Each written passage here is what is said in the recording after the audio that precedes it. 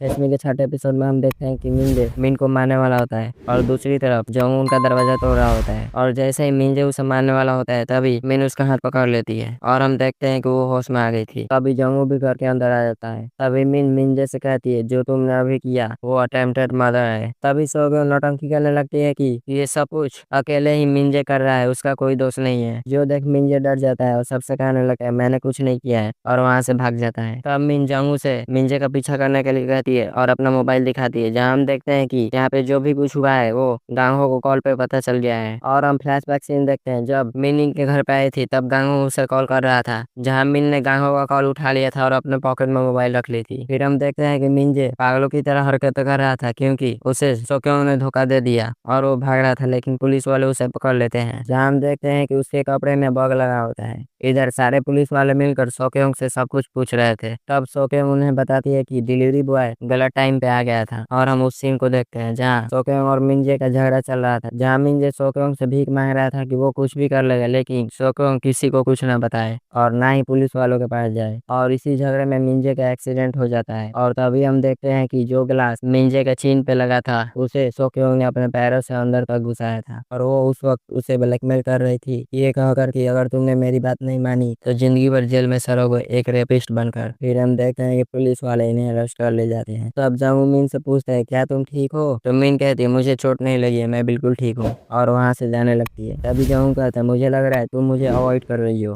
और वो इसका रीजन पूछता है, लेकिन मिन फिर उसे कुछ नहीं बताते हुए चली जाती है। फिर हम देखते हैं कि मिन और गांगो पुलिस चीफ को इस केस का सारा रिपोर्ट दे रहे होते हैं। फिर मिन मीटिंग रूम से बाहर आती है जहाँ वो देखती है कि डिलीवरी बॉय जा रहा होता है, जहाँ वो डिलीवरी बॉय से माफी मांगना चाहती थी, लेकिन डिलीवरी बॉय कहता है तुम्हारा माफी लेकर मैं क्या करूंगा, तुमने मेरा विश्वास नहीं किया, तुमने मेरी एक नहीं सुनी, तुम्हें लगता था मैंने ये गुनाह किया है तो अभी कुछ कहने से कोई फायदा नहीं, और वहां से चला जाता है। फिर मिन की माँ को देखते हैं जहाँ वो अपने माँ से पूछती है आपने मुझे क्यों नहीं बताया कि भाई जैसे रिलीज हो गया था, तो उसकी माँ उसे बताती है कि वो तुम्हें खुद बताना चाहता था। फिर मिन पूछती है क्या आपको पता है जिस दिन वो रिलीज हुआ था वो कहाँ गया था, जहाँ मिन की माँ घबरा जाती है और पूछती है क्या कुछ हुआ है, लेकिन मिन कुछ नहीं बताती है। फिर हम एक पेशेंट को देखते हैं जो जांगू के पास अपनी जॉलाइन का सर्जरी कराने के लिए आई थी, जहाँ जांगू उन्हें सारा प्रोसीजर बता रहा होता है। फिर हम देखते हैं कि जांगू उनका सर्जरी कर रहा होता है। दूसरी तरफ हम टैक्सी सर्विस का सीन देखते हैं जहाँ मिन ये पता करने आई थी कि जिन आखिरकार रिलीज होकर कहाँ गया था, और उसे टैक्सी के कैमरे के थ्रू पता चलता है कि मिन रिलीज होकर नामियो के घर गया था। फिर हम मिन को उसके ऑफिस में देखते हैं जहाँ वो दूसरे पुलिस डिपार्टमेंट में कॉल करके जिन का एड्रेस पता करने की कोशिश करती है लेकिन उसे नहीं मिलता है। तब वो उन्हें एड्रेस को पता करके मैसेज करने को कहती है। फिर वो अपने ऑफिस से बाहर निकलकर एक स्टॉल पे आ जाती है। तभी वहाँ जंगू भी आ जाता है जो उसे बताता है कि मैंने तुम्हें फॉलो किया पुलिस स्टेशन से। फिर वो उसे पूछता है कि क्या तुमने कुछ पता किया जो मेरा पीछा कर रहा था उसके बारे में, लेकिन मिन ये बात टाल देती है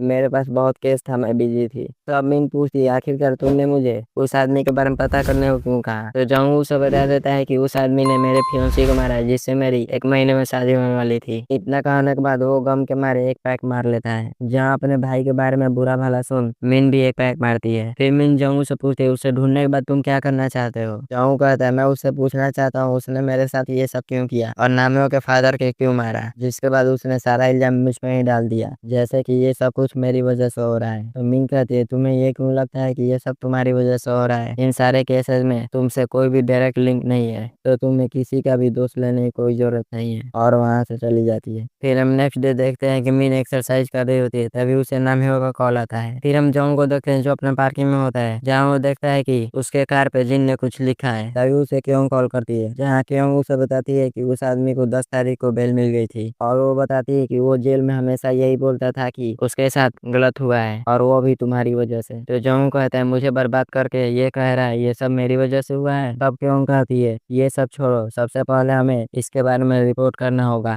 और हम देखते हैं कि जिन ने उसके कार पे लिखा था खूनी के बारे में तुम्हें पता है। फिर हम नामियो और मिन को देखते हैं जहाँ नामियो ने मिन को एक की चेन दिया था और वो बताती है कि ये की चेन उसके पापा का है, लेकिन उसे इसी के बारे में कुछ नहीं पता था तो ये पहले पुलिस वालों को नहीं दे पाई थी। जहाँ वो की चेन किसी मेडिकल सर्विस वॉलंटियर का की चेन था। तब मिन उस किचन को लेकर वहाँ से जाने लगती है। तभी नामिया उसे बताती है कि जिस आदमी का फोटो आपने मुझे दिखाया था वो मेरे पापा के साथ ही जेल में था, वो भी सेम प्रिजन में। फिर हम मिन को उसकी कार में देखते हैं, तभी उसे किसी का मैसेज आता है जिसमें जिन का एड्रेस था। इधर हम जॉन्ग को देखते हैं और उसे भी जिन का एड्रेस मिल गया था। फिर हम जिन के घर के बिल्डिंग का सीन देखते हैं जहाँ मिन पहले आई थी लेकिन जिन का दरवाजा लॉक था। तभी वो देखती है कि वहाँ पे जंगू भी आ गया। हाँ, जंगू उससे पूछता है तुम यहाँ कैसे, तो यही बात मिन भी उससे पूछती है। तो जंगू कहता है मैं जिन से मिलने आया हूँ। तो मिन कहती है मिलकर क्या करोगे, बदला लेना है। तब जंगू कहता है एक आदमी जो जेल रह चुका है अपने गुनाह के लिए और बोल रहा है कि उसने ये गुनाह नहीं किया है, मुझे यही पता करना है। फिर वो मिन को वो फोटो दिखाता है जहाँ पे जिन ने उसके कार पर लिखा था तुम उस खूनी को जानते हो, और कहता है जो उससे पूछना है मैं कैसे उस खूनी को जानता हूँ जबकि उसी ने खून किया है। जहाँ मिन को कुछ समझ नहीं आ रहा था। तब जंगू पूछता है नामिया के फादर का केस का क्या हुआ, तुम्हें पता चला इन दोनों के बीच में क्या कनेक्शन है। लेकिन मिन अभी भी कुछ नहीं बताती है। तभी जंगू को यूजिन का कॉल आता है, वो भी इमरजेंसी के लिए। फिर हम जंगू और यूजिन को कार में देखते हैं जहाँ हमें पता चलता है कि उसने जंगू को ऐसे ही बुला लिया था किसी से मिलने के लिए। फिर वो दोनों उससे मिलने के लिए निकल जाते हैं। फिर हम जंगू को डिनर पार्टी में देखते हैं जहाँ पे शकुन, यूजिन और जंगू की माँ भी होती है। जहाँ हमें पता चलता है कि जंगू और उसकी माँ का छत्तीस का आंकड़ा है, इन दोनों का बिल्कुल नहीं पड़ता है और अभी भी इन दोनों का झगड़ा हो जाता है और जंगू वहाँ से निकल जाता है। तभी जंगू की माँ को